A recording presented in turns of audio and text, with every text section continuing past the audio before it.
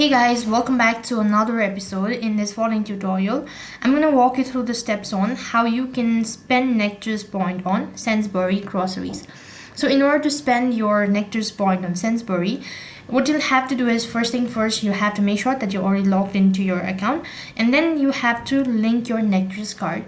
So in order to link your Nectar's card, you'll have to go to your My Account section, and that's going to direct you to the other field.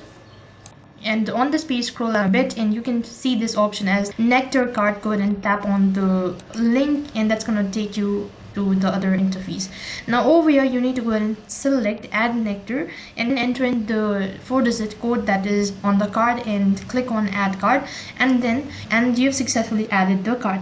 After you've done adding the card, you can visit your nearest Sainsbury supermarket or shop online at the Sainsbury website for the grocery and other items you wish to purchase. Then when you're ready to check out, ensure that you have your Nectar's card handy, and you can use a Nectar's card detail, and you can use a Nectar in order to pay. Now during the checkout process, you'll have the option to apply your Nectar's point towards your purchase. If you are shopping in the store, inform the cashier that you like to use your Nectar's point, and if you're shopping online, there will be option to apply your Nectar's point at the checkout button.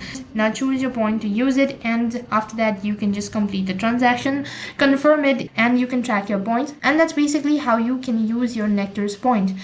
So that is all for this video. I hope the video was helpful. Make sure to like, share, and subscribe to our channel.